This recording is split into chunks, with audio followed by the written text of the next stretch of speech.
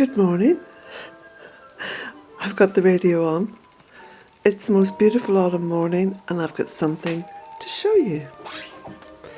So I'll go over to the tunnel.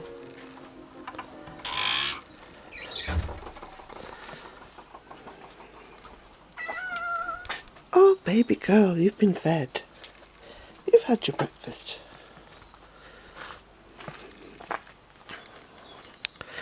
As you can see, it is just a beautiful morning.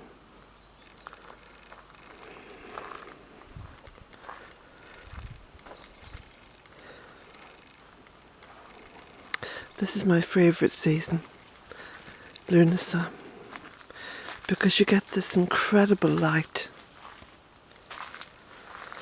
Wow, look at that.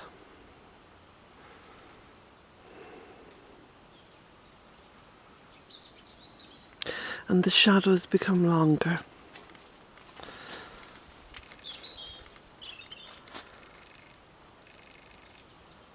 Isn't that beautiful? And up inside the Laurel Arch is illuminated. But this isn't what I want to show you.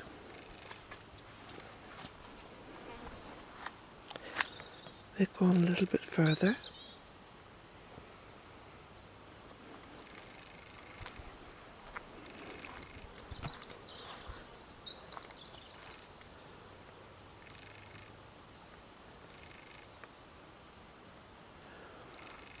The sky is so blue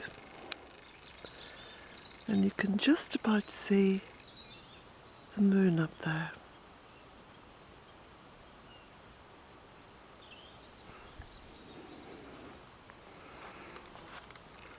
Look at the way the light is falling on the oregano flowers.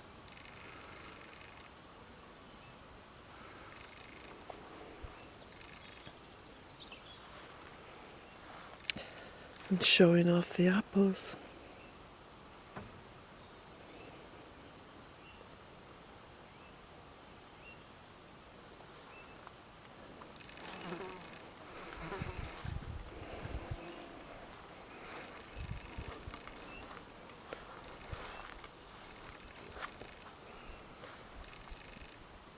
Little girl following me.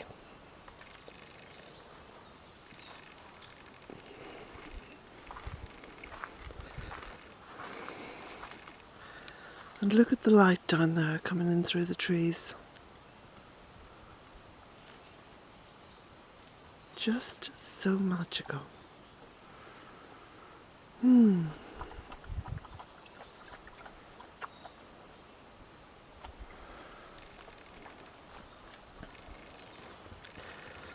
Now, what I want to show you, just put my coffee down.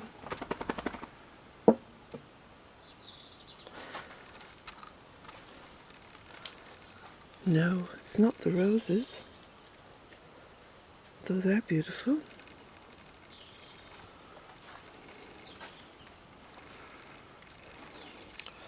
Or the Russian kale, though that's quite magnificent. Or the continuing little harvest of courgettes. No, that's not what I want to show you. It is the very first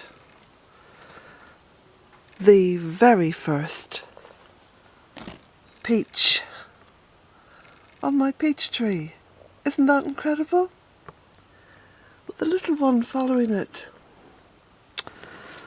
Now, I'm so thrilled about this. And I'll tell you why. I'll tell you the story of this little tree. The big German supermarket, Lidl, sells fruit trees at certain times of the year. And there's something within the way in which people work at Lidl that something to do with insurance, I don't know. They're not allowed to water the plants, apparently. So, this was a peach tree with the top broken off, and you can just see where that was snapped at one point. Can you see the wound on it? So this was a tiny little tree with the top snapped off, and there was a little bit of something going on here, but this was also snapped as well, and you can see where the wound was. So there it was, about to be thrown out, and I rescued it. And I brought it home and I planted it here. Now you can see it's beginning to rise up out of the earth there. So I'm going to have to bank up this little bed even more. And it's taken 4 years. Is it 4 or is it now 5? Anyway, it's taken that amount of time, not just to get it back into health, and I've had to prune it and shape it and feed it and talk to it and coax it, till finally it's gone crazy. I'm going to have to prune it a little bit more this year, and this is the very first year that I have got a fruit from it. And you know, that fruit is soft and just ready to pick. So I'm going to be taking some photographs of it when I come round to picking it, which is going to be today, I think. Oh, I'm just so delighted. I am so delighted.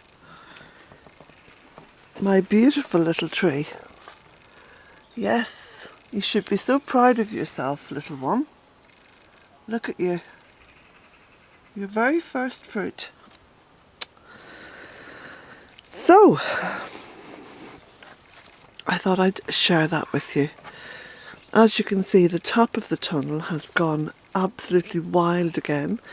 So I'm going to have to come up here and do some clearing and tidying and pruning, because I've got a massive harvest of grapes there and I haven't really looked after them much this year. So I'm going to have to get in there and just prune back and see what I have. I think actually I've got quite a good harvest, and this will be the first year that I've had a harvest like that, certainly from the looks of it. And I'm looking deeper into it there.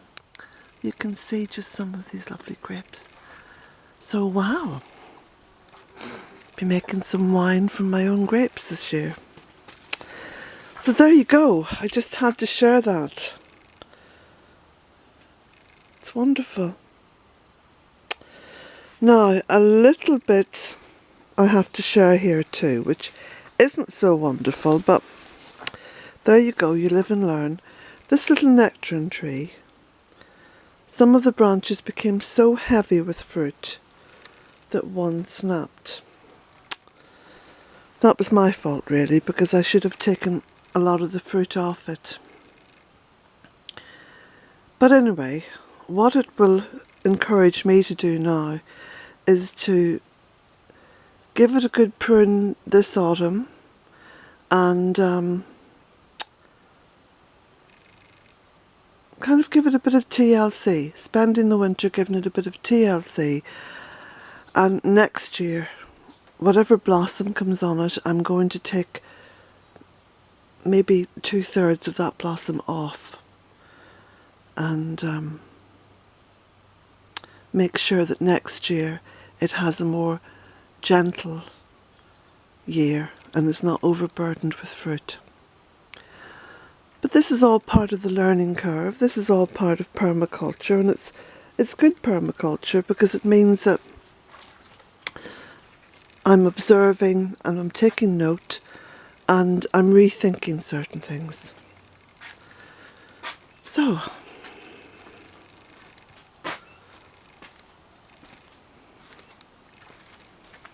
my first peach. Wonderful. Beautiful blue sky. We've had lots of rain here and the water is beginning to trickle down into the tank in the loft. So I do have a little bit of cold water now in the tap. So I think another couple of days really, just to give it a chance to fill up. You know, I'm actually going to really enjoy just the pruning and the cutting back this late autumn and winter.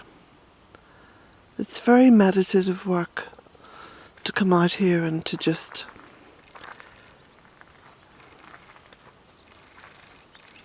quietly work.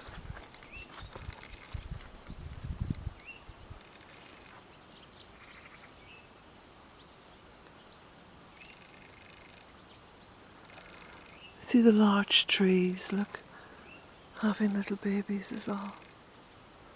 Lots of seeds there.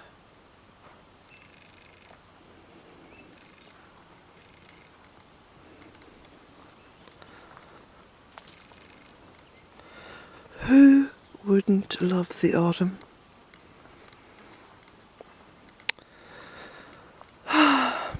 There's all the little lords and ladies beginning to colour up.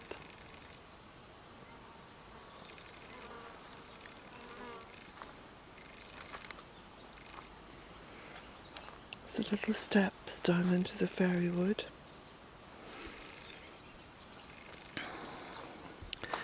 Now, I don't know how many of you... Oh, look at this. That's gorgeous. Look at that. Just so beautiful.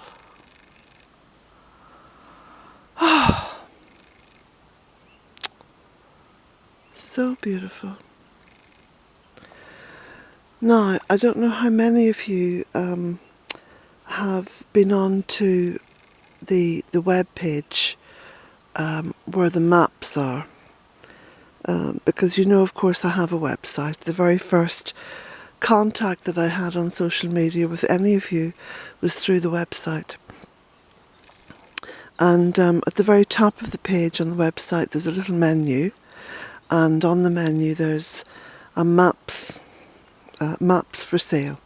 Anyway, what I wanted to say was, for those of you who don't go on to Twitter, who don't follow me on Twitter or go on to the Belton Cottage Goddess Gardens page on Facebook, because that's where I put this beautifully coloured in map this morning, I just want to say that Christy, good morning Christy, in Australia, sent me a beautiful photograph this morning. And I hope you don't mind, Christy, that I've put that photograph up. A beautiful photograph of one side of the Belton Cottage map that she coloured in. And I've got to say, the colouring is just beautiful. Absolutely beautiful. Anyway, what I've done, and again, I hope you don't mind, Christy, because I think it really does need to be shared because the colours are just so stunning. I have added that picture onto the page on the website, Maps for Sale. So you can go onto there and you can have a look at the beautiful photograph, the beautiful map, the beautiful photograph of the map that's been coloured in by Christy in Australia. So, wow. When I get a chance, I'm going to sit down and do a little bit of meditative colouring in on one of the maps myself. But what a brilliant idea, Christy, and thank you for sharing that with me.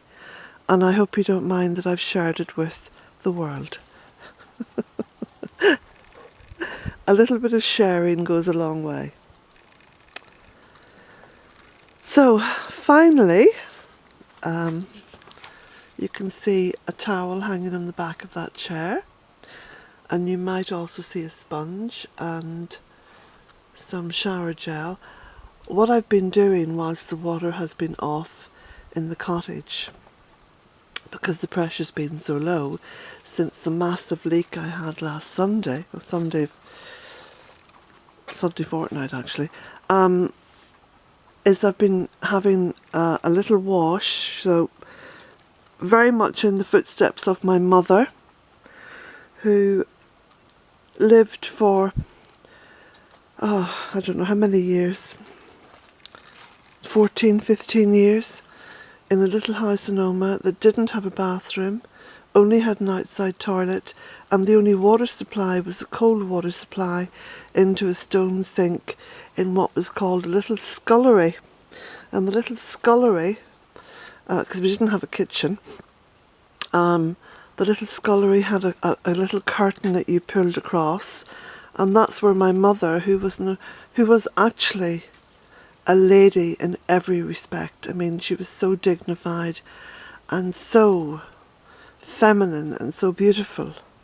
And that's where she washed every morning.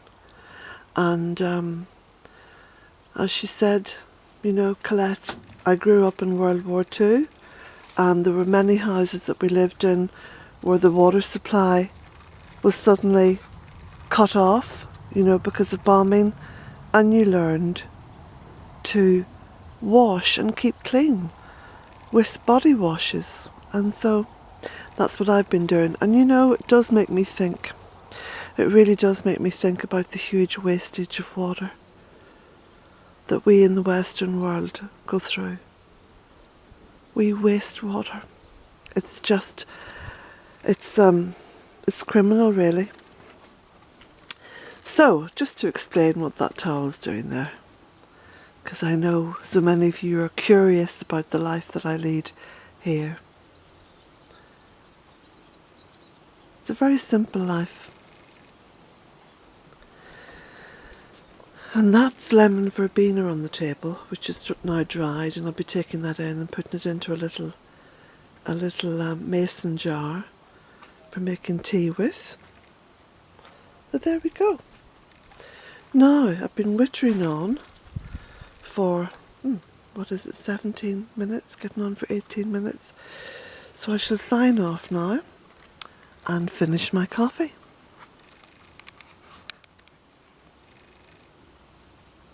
Jack? Jack?